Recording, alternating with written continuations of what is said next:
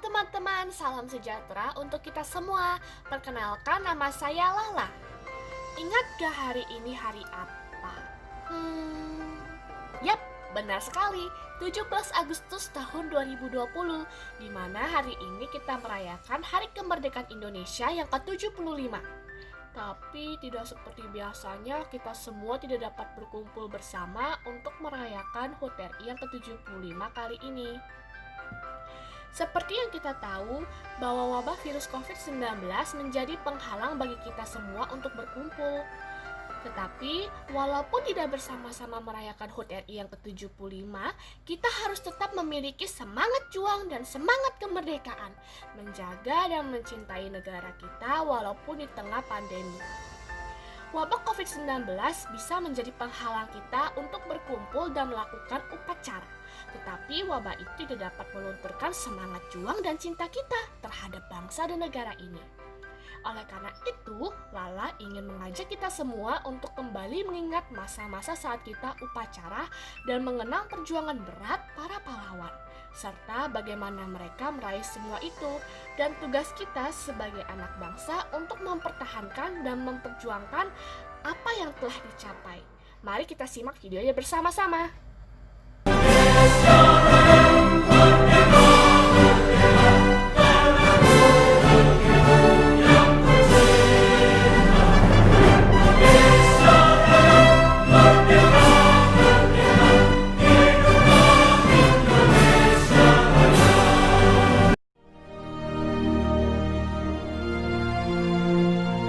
Proklamasi.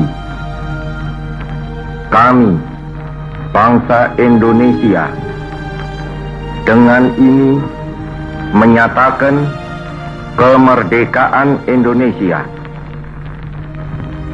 Hal-hal yang mengenai pemindahan kekuasaan dan lain-lain diselenggarakan dengan cara saksama dan dalam tempo yang sesingkat-singkatnya.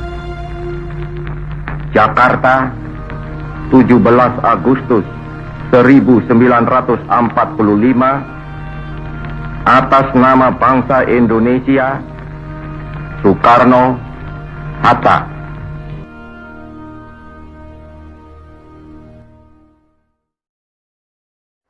Setelah melihat tayangan barusan, sekarang mari kita simak bersama sejarah negara kita Indonesia selama dijajah bangsa asing hingga memperoleh kemerdekaannya. Negara pertama yang menjajah Indonesia adalah negara Portugis dari tahun 1509 sampai 1595. Portugis merupakan negara pertama yang menjajah Indonesia dengan salah satu tokoh pentingnya yakni Afonso de Albuquerque. Portugis berhasil mengenalkan Nusantara ke dunia Eropa. Awal mula kedatangan Portugis sendiri ke daerah Maluku adalah untuk pencarian rempah-rempah. Kedatangannya pun disambut hangat oleh raja dan rakyat Maluku pada saat itu. Hingga pada akhirnya, Portugis melanggar aturan yang disepakati dengan menerapkan praktik monopoli biasa. Pada akhirnya, penjajahan yang dilakukan oleh Portugis meluas ke berbagai penjuru Nusantara, salah satunya Pulau Jawa. Ketika tahun 1602, datang pasukan Belanda dan mengalahkan pasukan Portugis. Hingga pada akhirnya, kolonialisasi yang dilakukan Portugis tersebut berakhir. Negara kedua yang menjajah Indonesia adalah Spanyol. Dari tahun 1521 sampai 1692. Pada saat itu, negara-negara bagian Eropa merupakan negara yang aktif melakukan pelayaran ke Asia Tenggara. Salah satunya adalah Spanyol. Impian mereka mendapatkan negara penghasil rempah-rempah tercapai setelah berhasil memasuki wilayah Nusantara. Portugis yang pada saat itu masih menjajah Indonesia menganggap bahwa Spanyol melanggar hak monopoli Portugis. Meskipun pada dasarnya mereka berada dalam cakupan wilayah perdagangan yang berbeda.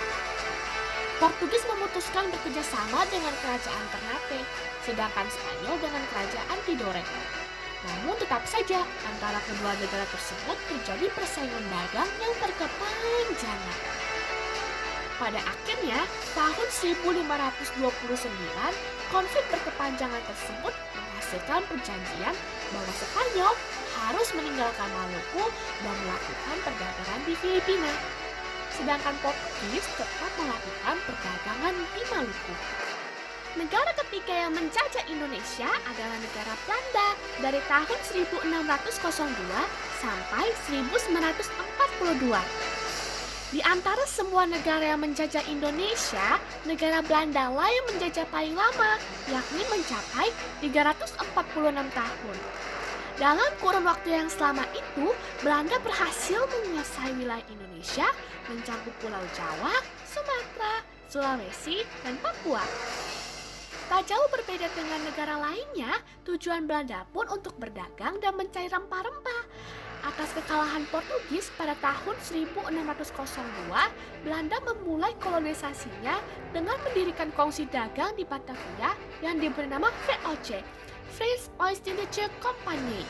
Namun pada 31 Desember 1799, VOC pun dibubarkan oleh pemerintah Belanda dengan berbagai alasan. VOC telah berakhir, tetapi keadaan masyarakat Indonesia bukan membaik.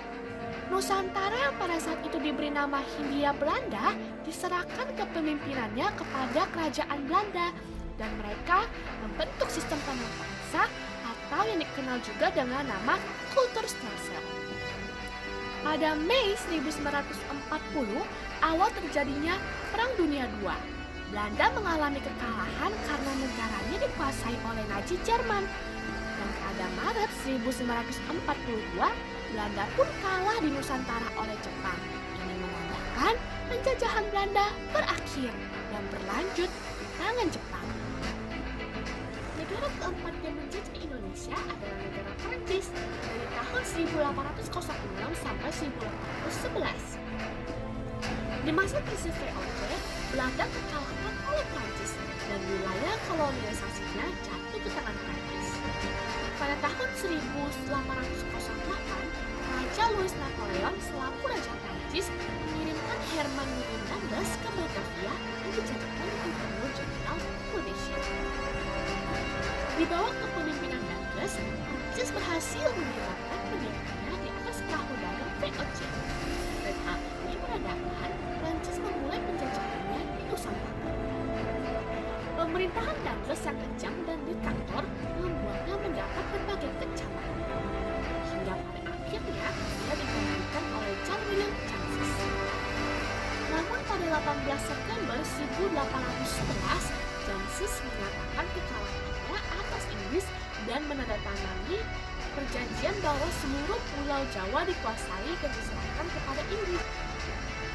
Negara kelima yang menjajah Indonesia adalah negara Inggris dari tahun 1811 sampai 1816. Kalahnya Prancis di tangan Jansis menjadi awal bagi Inggris menguasai wilayah Pulau Jawa di bawah kepemimpinan Stamford Raffles. Indonesia mengalami banyak perubahan di antaranya menghapus monopoli dan perbudakan serta membagi Pulau Jawa menjadi 16 keresidenan. Namun, akibat konflik yang terjadi di Eropa antara Belanda dan Inggris mempengaruhi pula pemerintahan Pulau Jawa yang saat itu berada di tangan Inggris.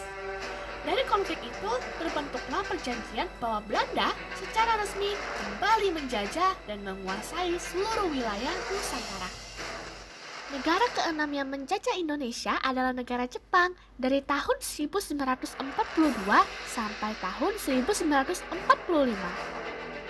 Di awal kedatangannya, pada tanggal 8 Maret 1942, Jepang bersikap baik dan berencana membantu memerdekakan Indonesia. Namun, lama-kelamaan, mereka menunjukkan sikap diktator dan kejam hingga membentuk sistem kerja paksa yang disebut Rumusha.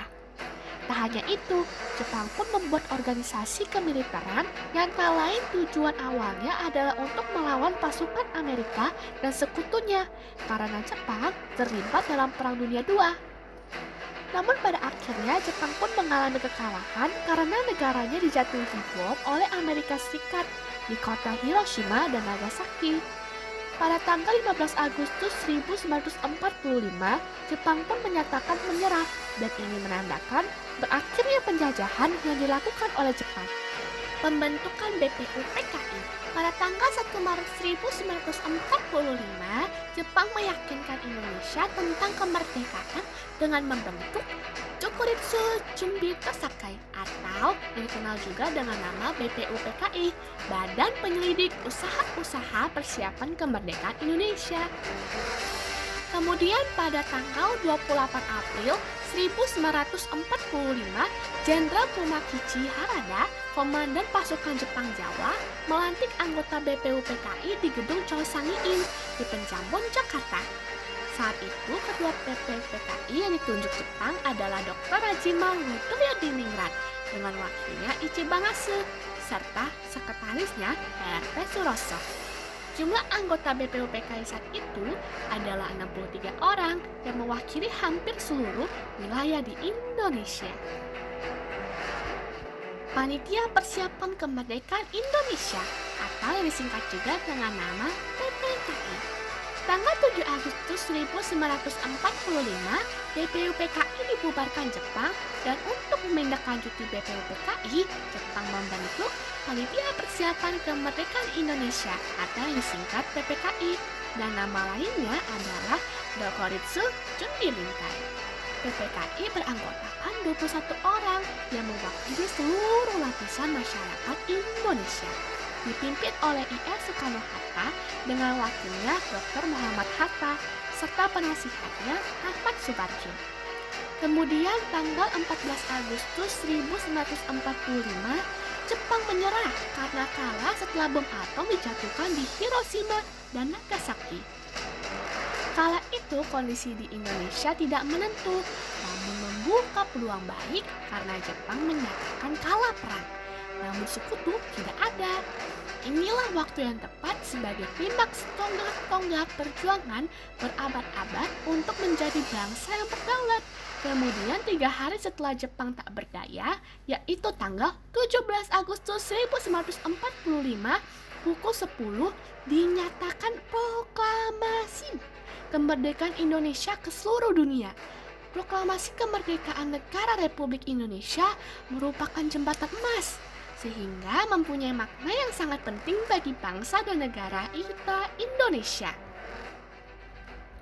Jadi itulah sejarah-sejarah singkat perjuangan Indonesia yang telah dijajah oleh 6 negara. Tetapi Indonesia berhasil menaklukkan para penjajah berkat perjuangan para pahlawan yang rela mengorbankan nyawa mereka dan rela mati demi kemerdekaan Indonesia. Berkat perjuangan para pahlawan ini, kita semua sekarang bisa menikmati kebebasan pendidikan yang baik. Maka sudah sepatutnya kita bersyukur dan mendoakan para pahlawan bangsa yang telah gugur dalam membela bangsa dan negara kita Indonesia. Maka dari itu, ayo siswa-siswi SMP Santo Lukas, sudah sepatutnya kita sebagai tunas bangsa mencintai dan mempunyai semangat kemerdekaan dan semangat juang mempertahankan NKRI. Walaupun dalam wabah COVID-19 ini kita dapat tetap aktif, kreatif, dan semangat menjalani aktivitas kita.